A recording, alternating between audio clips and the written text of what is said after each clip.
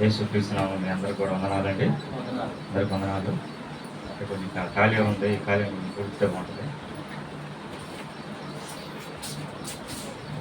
ఎందుకంటే చెప్పే వాళ్ళకి కొంచెం ఖాళీగా పడింది అనుకోండి, నాలాంటి వారికి మాట్లాడాలి. కాబట్టి చక్కగా దేవుని మా వాక్యం నేర్చుకున్నాము. ప్రతి వారం ఎన్నో విలువైన సంగతులు నేర్చుకున్నాం. పోయిన వారం కూడా చాలా మంచి మాటలు మనం నేర్చుకున్నాం. మానవుని పట్ల దేవుని ప్రణాళిక అనే మంచి అంశం, చాలా విలువైన సంగతులు నేర్చుకున్నాము. ఈ దినాన్ని కూడా కొన్ని మాటలు నేర్చుకున్నాం. కొద్ది నిమిషాలు నేను మీకు మాటలు అందిస్తాను కాబట్టి ప్రతి ఒక్కరు కూడా శ్రద్ధగా దేవుని మాట ఆలకించాలని ప్రభుపేట మనం చేసుకుంటున్నాను. ఈ దినాన్ని మనం ఆలోచించబోయే అంశం ఏంటంటే దేవుడిచ్చు ఆదరణ. దేవుడిచ్చే ఆదరణ ఏంటి? దేవుడిచ్చే ఆదరణ. ఆదరణ సహజంగా ఎవరు కావాలి? ఆదరణ ఎవరు కావాలి? బాగా సంతోషంగా ఉండాలి కావాలా? ఎవరు కావాలి? బాధల్లో ఉండాలి కావాలి ఆదరణ. ఇబ్బందుల్లో ఉండాలి, కష్టాల్లో, బాధల్లో, ఇలా శ్రమల మధ్య బాధపడుతున్న వారికి ఏం కావాలి అంటే ఓదార్పు కావాలి, ఆదరణ కావాలి. మనుషులుగా భూమి మీద ప్రతి ఒక్కరు కూడా ఎవరికుండే బాధలు, ఎవరికుండే కష్టాలు, ఇబ్బందులు ఎవరికుండే వాళ్ళకు ఉంటాయి. ఏ కుటుంబాన్ని కలిగించినా కానీ ఉంటాయి. ఇదో మా కుటుంబంలో ఈ సమస్యలు ఉంటాయి, మా కుటుంబంలో ఈ బాధలు ఉంటాయి,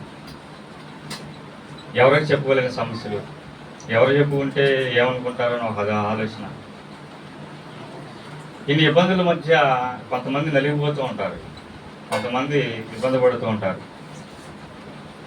కొంతమంది ఇక ఓపెన్ అయిపోయి చెబుతూ ఉంటారు, వీళ్ళు నా వాళ్ళు, వీళ్ళు నా స్నేహితులు, ఏదైనా చెబితే నా భారం తీరిపోద్ది, ఏమైనా చెబితే నా భారం తీరిపోద్ది, కొంచెం ఫ్రీగా ఉంటాను. మనుషుల బాధలు కొంతమంది వాళ్ళ స్నేహితులకి, వాళ్ళ బంధువులు చెప్పుకుంటూ ఉంటారు. ఎవరికైనా చెబితే మళ్ళీ ఎవరికైనా చెబుతారో నాకు ఒక భయం. చెప్పుకోలేని సమస్యలు, ఇబ్బందులు ఎలా ఉంటాయంటే మనిషిని పిండేస్తూ ఉంటాయి. ఆ బాధలు, ఇబ్బందులు, కష్టాలు, కన్నీళ్ళు, చాలా ఇబ్బందిలో ఉంటాయి.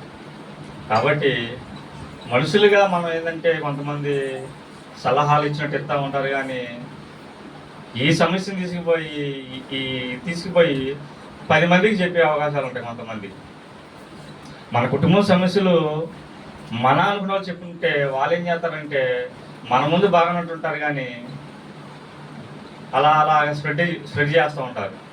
వాళ్ళకి వాళ్ళు ఎలా అంట, వీళ్ళు వెళ్ళాలంట, ఇలా చెప్పుకుంటూ పోతూ ఉంటారు.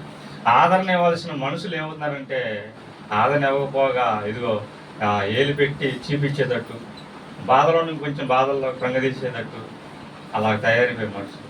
కానీ ఆదరించే వాళ్ళు ఎవరయ్యా అంటే ఇదిగో సర్వశక్తుడైనా దేవుడే. మనుషులుగా మనం ఆదరించకపోవచ్చు, కానీ దేవుడు ఖచ్చితంగా ఆదరిస్తూ ఉంటాడు.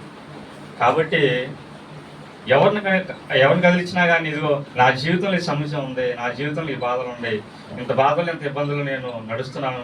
పైకి బాగా నవ్వుతూనే ఉంటారు, చాలామంది నవ్వుతూనే ఉంటారు, కొంచెం సరదాగానే ఉంటారు, కానీ ఉంటే లోపల ఎలా ఉంటుందంటే ఆ బాధ అనేది పొడుస్తూ ఉంటుంది, నొప్పి పెడతా ఉంటుంది. ఇదిగో ఈ సమస్య ఉంది నాకు, బాధపడుతూ ఉంటారు. కానీ దేవుడు ఆదరణ కలిగించే దేవుడు, గొప్ప దేవుడు. మాట చూసుకొని మనం ముందుకు కొనసాగుదాం. యెషయా గ్రంథం 66వ అధ్యాయం 13వ వచనం చూస్తున్నాం. యెషయా గ్రంథం 66వ అధ్యాయం 13వ వచనం. ఒక తల్లి వాడిని ఆదరించినట్లు నేను నిన్ను ఆదరించలేను. ఒక తల్లి వారిని ఆదరించినట్లు, ఒక తల్లి వారిని ఆదరించినట్లు. అంత గొప్ప సంగతి చెబుతానంటే దేవుడు నిజంగా ఆదరించే దేవుడు. ఎలా ఆదరిస్తాడంట? ఒక తల్లి ఆదరించినట్లు నేను మిమ్మల్ని ఆదరిస్తాను అంటున్నాడు. ఎప్పుడు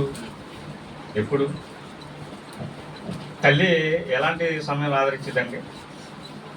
కుటుంబంలో ఏదైనా పిల్లలు ఏదైనా ఇబ్బందులు ఉన్నప్పుడు కానివ్వండి, పిల్లలు ఏదైనా చేయరాని ఒకటి చేసినప్పుడు కానివ్వండి, వాళ్ళని కొడతాం కాదు కానీ, వాళ్ళని తిడతాం కాదు కానీ, ఏం చేయాలంటే ఆదరించాలి.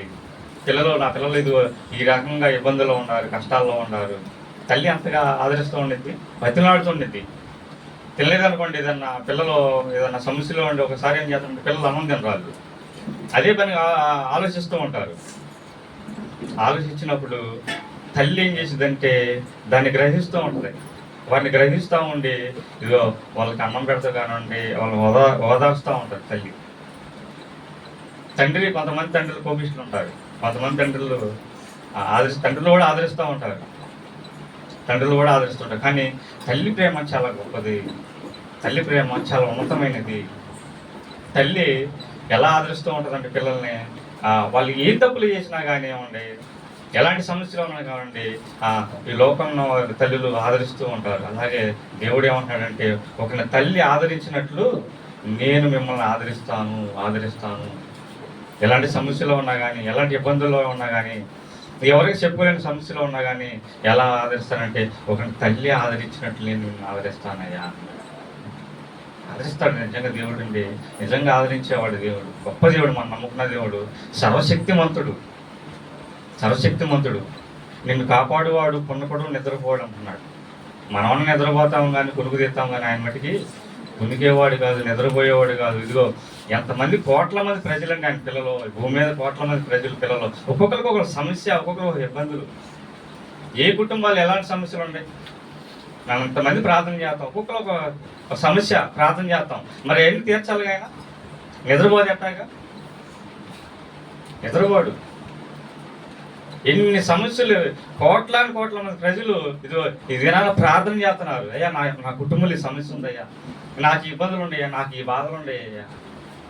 ఎన్ని సమస్యలు అండి. మనం ఎక్కడికి వెళ్తాం, మనం ఏ సమస్య అక్కడ తాలూకా దగ్గరికి ఎక్కడికి వెళ్తాం, మనకి ఏమైనా ఇబ్బందులు వస్తే పోలీస్ స్టేషన్ కానివ్వండి ఎక్కడికైనా వెళ్తూ ఉంటాం. మనం ఎవరి దగ్గరికి వెళ్తాం? ఒక పంచాయతీ, పల్లెటూరు అయితే పంచాయతీ పెడతారు, ఇలాగ సమస్య అని.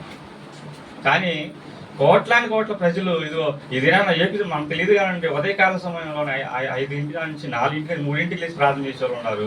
ఎన్ని సమస్యలు దేవుని పాదాల చెంత పెడతారండి. అంటాడు, నాకు మొరపెట్టడు మీకు ఉత్తరం, నాకు మొరపెట్టండి, నాకు చెప్పండి, మీకు జవాబు చేస్తాను, మీకు సమస్యలు నేను తీరుస్తాను. ఎన్ని ఇబ్బందులు ఉండేవి, ఎన్ని బాధలు ఉండేవి, ఎవరు చెప్పుకోలేని పరిస్థితులా, అయితే నాకు చెప్పండి నేను తీరుస్తాను, ఆదరిస్తాను అంటున్నాడు దేవుడు. అలాంటి గొప్ప దేవుడు అండి మనం నమ్ముకున్న దేవుడు.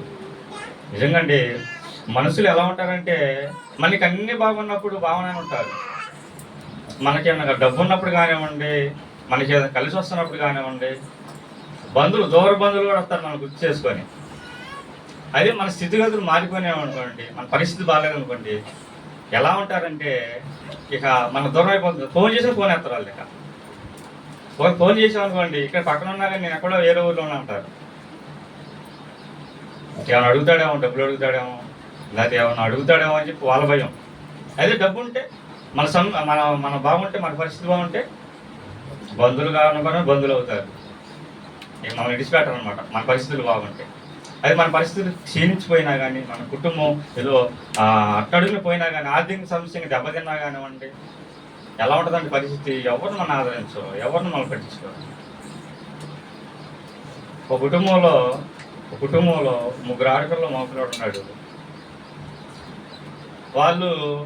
వాళ్ళ తల్లిదండ్రులు చనిపోయారు, వాళ్ళ బంధువులంతా బాబాయిలు కానివ్వండి, తాతలు కానివ్వండి, అందరూ చనిపోయారు.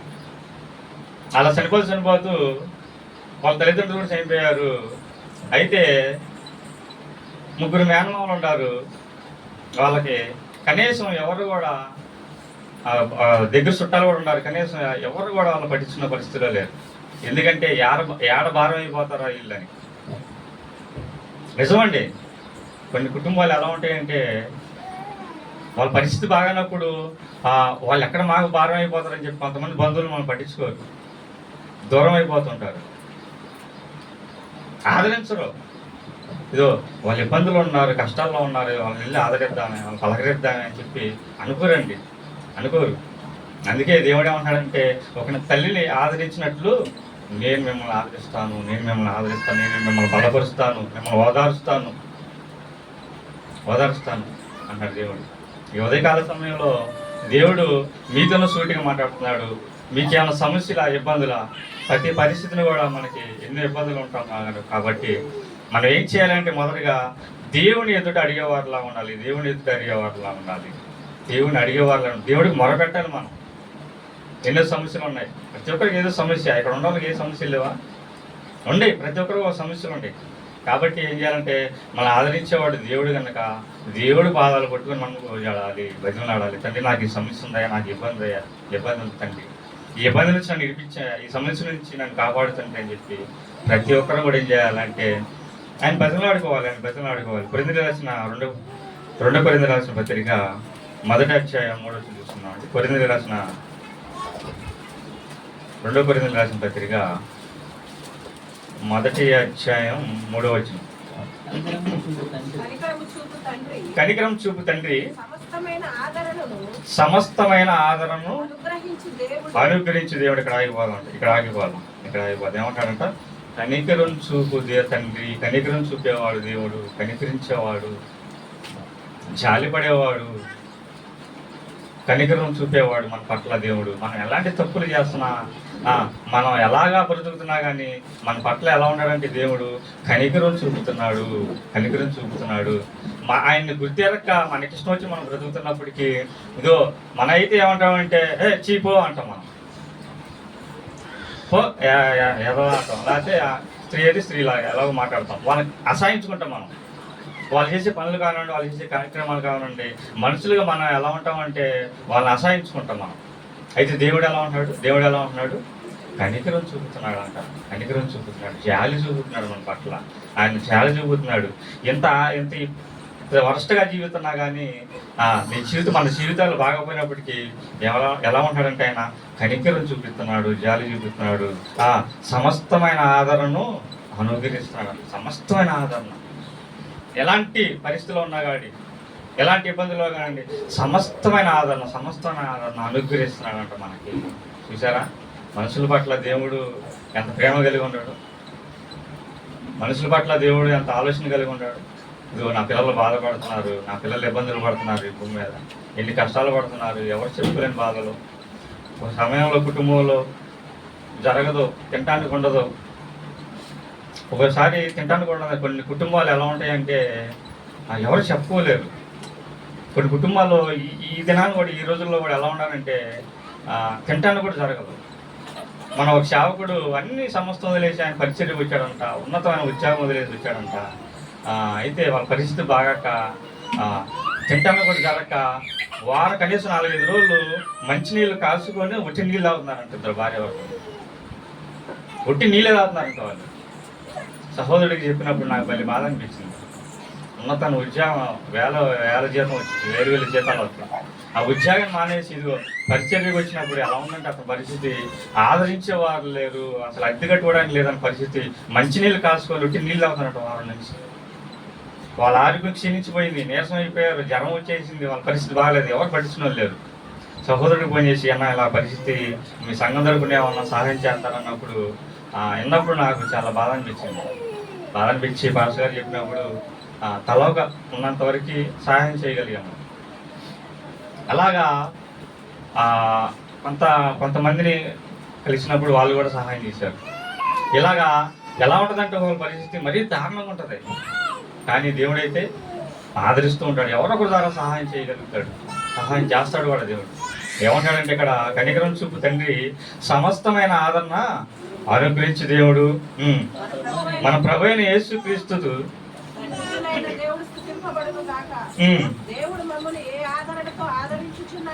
దేవుడు మమ్మల్ని ఏ ఆదరణతో ఆదరించుచున్నాడో ఆ ఆదరణతో ఎట్టి శ్రమల్లో ఉన్నవారినైనను ఆదరించుటకు శక్తి కలవారున్నట్లు ఆయన మన శ్రమ అంతటిలో మమ్మల్ని ఆదరిస్తున్నాడు. ఏమంటారంటే పౌలు గారు మమ్మల్ని ఎలాంటి శ్రమల్లో దేవుడు మమ్మల్ని ఆదరిస్తున్నాడు, అట్టి శ్రమల్లో మిమ్మల్ని కూడా ఆదరించగలిగడానికి ఆయన శక్తిమంతుడు. ఆయన ఏం చేతగానివాడు కాదు దేవుడు, ఏం తెలియనివాడు కాదు దేవుడు. దేవుడు అంటే ఏం చేతగానివాడు, ఏం తెలియనివాడు, అసలు ఏం చేయలేనివాడు కాదు దేవుడు అంటే. మనుషులు కొన్ని జాతర కొన్ని చేయలేరు, కానీ దేవుడు సమస్తాన్ని చేయడానికి సమర్థుడు, శక్తిమంతుడు, సర్వోన్నతుడు, ఆయన ఉన్నతమైన వాడు. అలాంటి శక్తి గల దేవుడు సమస్తమైన ఎన్ని శ్రమల్లో ఉన్నా ఎన్ని ఇబ్బందుల్లో కానీ ఆదరిస్తాడని చెప్పి ఇక్కడ పౌలు గారు స్టేట్మెంట్ ఇస్తున్నాడు. ఎవరు చెబుతున్నారు? పౌలు గారు గ్రంథకర్త చెబుతున్నాడు. ఎలాంటి శ్రమల్లో ఉన్న ఇబ్బందులు ఉన్నా కానీ మమ్మల్ని అయితే ఇలాగ ఆదరిస్తున్నాడు, మిమ్మల్ని కూడా ఆదరించడానికి ఆయన శక్తిమంతుడు, బలవంతుడు. ఎన్ని శ్రమలండి, ఎన్ని ఇబ్బందులండి మనకి. ఇదేనా? పిల్లలు మాట్లాడరు ఒక సమయంలో, కుటుంబంలో పిల్లలు మాట్లాడరు. ఏందిరా ఈ పిల్లలు ఎలా అయిపోతున్నారు, ఏంది వీళ్ళ జీవితాలు అని చెప్పి చాలామంది అధైర్యపడుతుంటారు తల్లిదండ్రులు. సరే వాళ్ళు ఉన్నతమైన స్థితిలో నిలబెట్టాలని ఏదో కష్టపడి కూలీనాలు పని చేసి వాళ్ళ ఉన్నతమైన చదువులు చదివించాలని, వాళ్ళ భవిష్యత్తు బాగుండాలని చెప్పి తల్లిదండ్రులుగా ఎంతమంది ఎన్నో కళ్ళగంటూ ఉంటారు. కానీ కొన్ని కుటుంబాల్లో పిల్లలు చేతికి వచ్చిన పిల్లలు తల్లిదండ్రులు మాట్లాడరు, వాళ్ళ ఇష్టాసారంగా జీవిస్తూ ఉంటారు. అలాంటప్పుడు తల్లిదండ్రులకి ఎంత దుఃఖం ఉంటుందంటే ఆ బాధ అనిపించే వాళ్ళకి తెలిసింది. ఆ బాధ అనిపించే వాళ్ళకి తెలిసింది. కొన్ని కుటుంబాల్లో భర్త మాటినపోతే భార్య మాటిందో, భార్య మాటింటే భర్త మాటిందో, ఒకరికొకరు సమాధానం ఉండదు.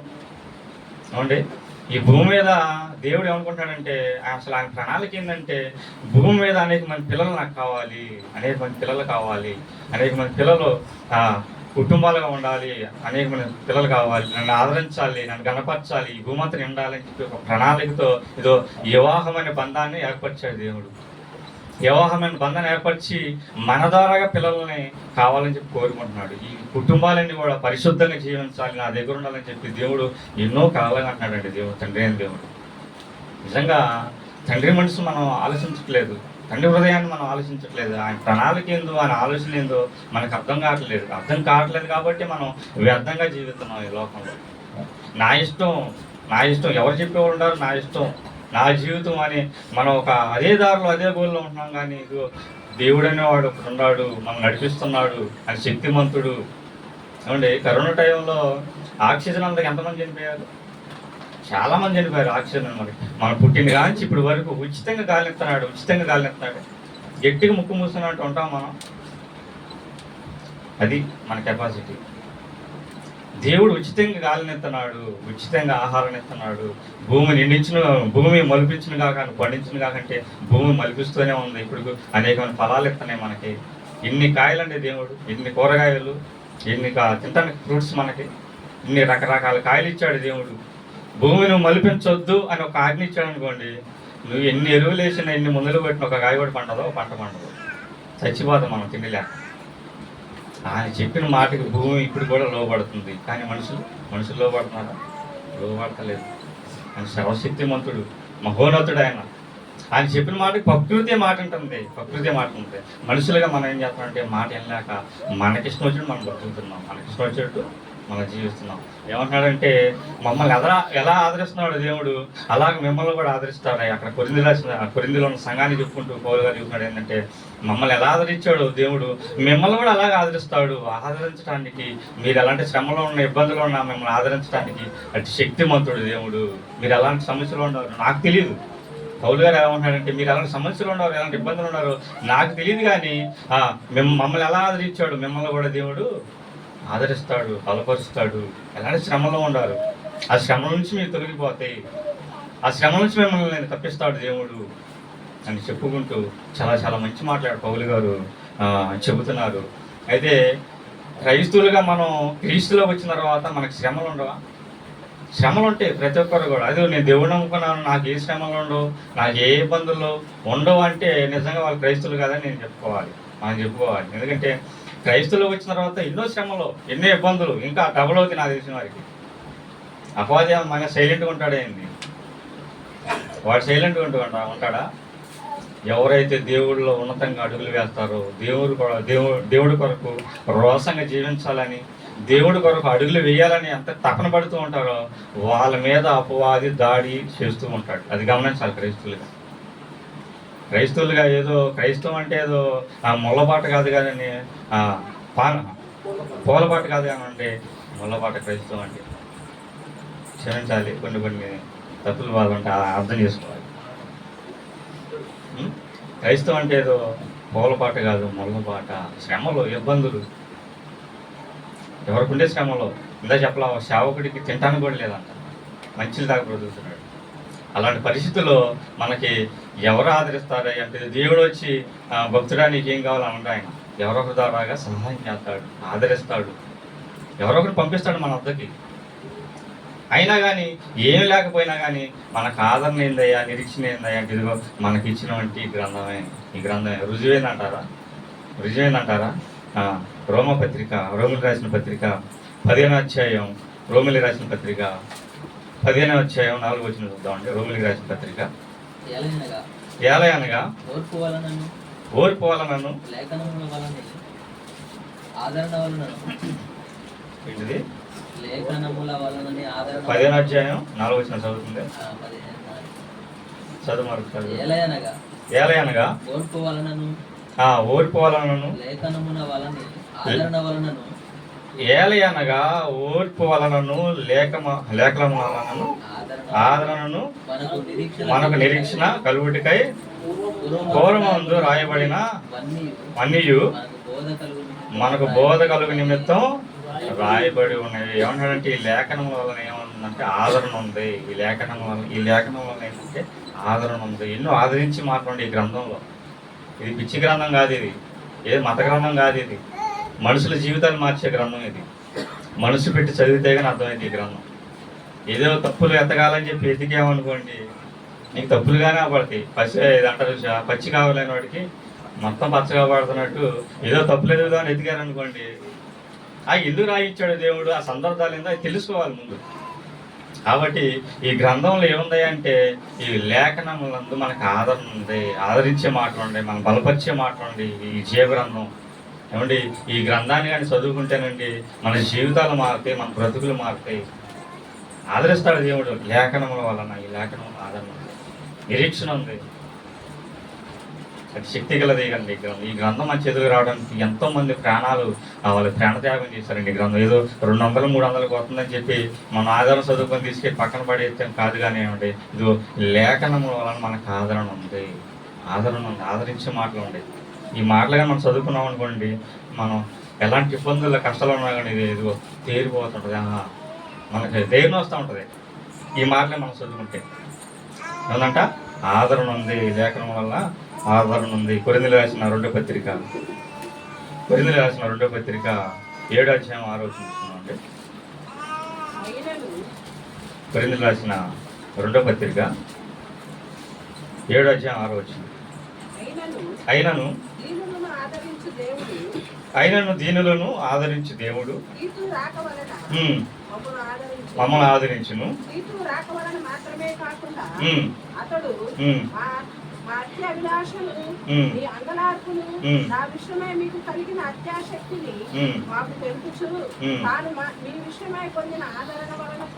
ఆదరణ కూడా చాలా ఏమంటాడంటే ఇక్కడ ఆయన దీనులను ఆదరించే దేవుడు. ఎలాంటి వాడంట? దీనులను ఆదరించే దేవుడు. దీనులు అంటే ఉన్నతంగా డబ్బులు సంపాదించిన వాళ్ళ, కారుల్లో విమానాలు తిరుగుతున్న వాళ్ళ. ఎవరు దీనులు? ఏం లేక, ఉండటానికి ఇల్లు లేక, తినటానికి తిండి లేక, రోడ్ల మీద జీవిస్తున్న వాళ్ళు, అనాథులు ఉండి, అనాథ పిల్లలు. ఒకసారి ఆశ్రమానికి అనాథ ఆశ్రమానికి వెళ్తే ఒకసారి ఆ పిల్లలను చూస్తే అసలు కళ్ళం నీళ్ళు తిరుగుతూ ఉంటాయి. ఇప్పుడు మన దగ్గర అనాథాశ్రమాలు ఉంటాయి. చిన్నపిల్లలు 15-14 సంవత్సరాల పిల్లలు చాలా అందంగా ఉంటారండి. పిల్లలు చాలా అందంగా ఉంటారు. పిల్లలు ఎక్కడ చూసినా అక్కడ మనకి భాష దగ్గర అవసరం వస్తుంది అనాథాశ్రమం. అందరూ మా పిల్లలే 14, 15, 16 సంవత్సరాల పిల్లలు చాలా అందంగా ఎర్రగా ఉంటారు. కానీ వాళ్ళ ఒంట్లో మీద బట్టలు కూడా ఉండవు. వాళ్ళకి 1-2 వచనాలు కూడా తెలియదు. ఆ మతి స్థిమతలు ఉంటారు, వికలాంగులు ఉంటారు. వాళ్ళల్లో అనాది పిల్లలు. అనాథుల్ని ఆదరించే దేవుడు, అనాథుల్ని ఆదరించే దేవుడు. మా దేవుడు ఎలాంటి వాడు అంట? దేవుడు ఎలాంటి వాడు? అనాథుల్ని ఆదరించేవాడు, ఇబ్బందుల్లో ఆదరించేవాడు. అనాథగా ఉంటావా? నాకెవరు లేరు నా సమస్యను చెప్పుకోవడానికి, నా బంధువులు లేరు, నా స్నేహితులు లేరు, ఎవరు లేరు, నేను ఒక అనాథని అనుకుంటే దేవుడు ఎలాంటి వాడంట? అనాథుల్ని ఆదరించే దేవుడు, అనాథుల్ని ఆదరించే దేవుడు. దిక్కు లేని వారికి, ఒక మాట చెప్పాలంటే దిక్కు లేని వారికి దేవుడే.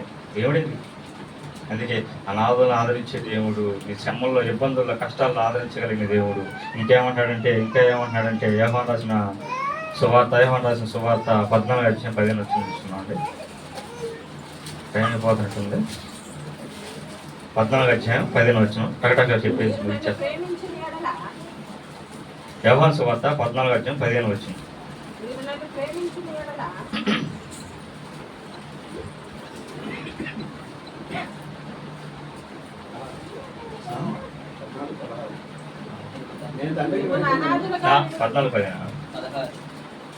పదిహేను చూస్తున్నాం.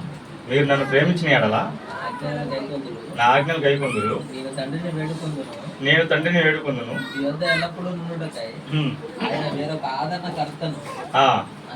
అనగా ఏమంటాడంటే మీరు నన్ను ప్రేమించిన ఎడల నా ఆజ్ఞలను గైకొన్న ఎడల ఏమంటాడంటే మీకు ఒక ఆదరణకర్తను, అనగా సత్య స్వరూప ఆత్మను మీకు అనుగ్రహిస్తాను అంటున్నాడు. ఆదరించే దేవుడిని మీకు అనుగ్రహిస్తాను అంటున్నాడు. ఎలాగా? దేవుడిని ప్రేమించిన యేసుక్రీస్తు అయితే మనం ప్రేమిస్తే ఆయన ఆజ్ఞలు మనం గైకొంటే ఎలాగంట ఆ ఆదరణకర్తను సత్య స్వరూపిని మీకు అనుగ్రహిస్తాను అంటున్నాడు. ఎలాగా?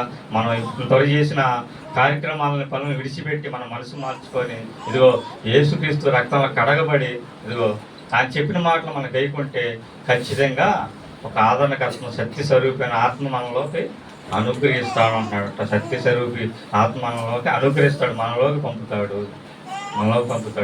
అందుకే ఏమంటాడంటే ఇదే సువార్త 16:7 ఏమంటాడంటే అయితే నేను మీతో సత్యం చెబుతున్నాను, నేను వెళ్ళిపోవటం వలన నీ ప్రయోజనకరము, నేను వెళ్ళని ఎడల నేను వెళ్ళకపోతే ఇది ఆదరణకర్త మీ వద్దకు రాడు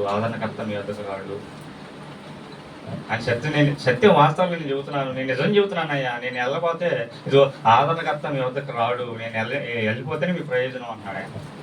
ఆయన వెళ్ళాడు, ఇదిగో ఆదరణకర్తను మన వద్దకు పంపించాడు. ఈ ఆదరణకర్త ఎప్పటి నుంచి ఉంటున్నాడు ఈ భూమి మీద? ఒకప్పుడు పాత నిబంధనల కాలంలో అలా వచ్చి అలా వెళ్ళిపోయేవాడు. ఇప్పుడైతే నిత్యం మనతోనే ఉంటున్నాడు. ఈ ఆదరణకర్త నిత్యం మనతోనే ఉంటున్నాడు.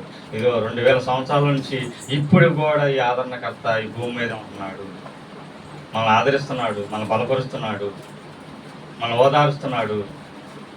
ఈ ఆదరణకర్త ఇప్పుడు నువ్వు దిగి వచ్చేవాడు కాదు, వెళ్ళిపోయేవాడు కాదు. ఆయన నిత్యం ఇప్పుడు మనతోనే 2000 సంవత్సరాల నుంచి మనతోనే సహజీవనం కొనసాగిస్తున్నాడు. మనకు కనపడ్డావు, మన కంటికి కాపాడే ఆత్మస్వరూపి కాదు ఆయన. ఆత్మస్వరూపి మన కంటికి కాపాడు ఆయన. ఆత్మస్వరూపి మనకు కాపాడు కాబట్టి ఇదో ఆదరించే దేవుడు, బలపరిచే దేవుడు, ఇదో ఆదరణకర్త మనతో ఉంటున్నాడు. చివరిగా లోక సువార్త 2:35 చూస్తున్నామండి. లోక సువార్త 2:35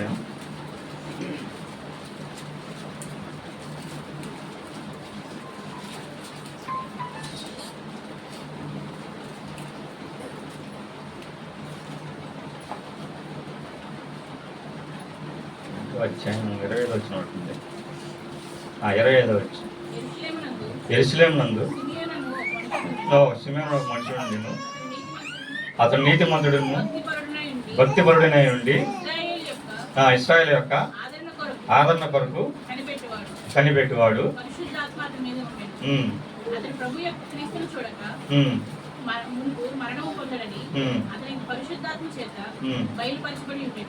చాలా చాలా ఇక్కడ ఏమన్నాడంటే యెరూషలేము నందు సిమెయోను అనే ఒక మనుషుడు, అతడు నీతిమంతుడు భక్తిపరుడై నుండి ఇశ్రాయేలు యొక్క ఆదరణ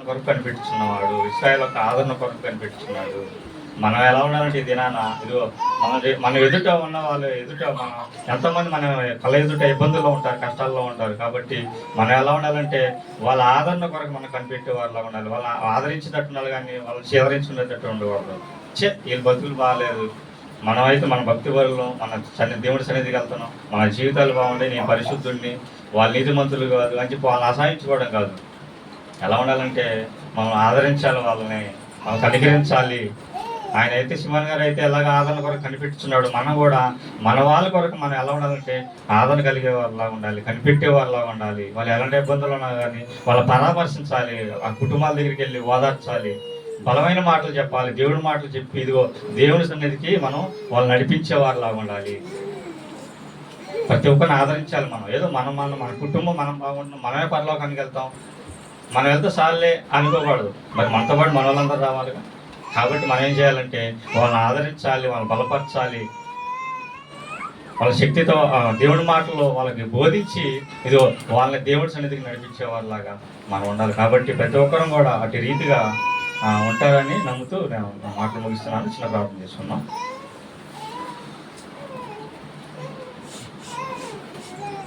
మమ్మల్ని మిక్కిలిగా ప్రేమించిన మా ప్రియ పరలోకపు తండ్రి,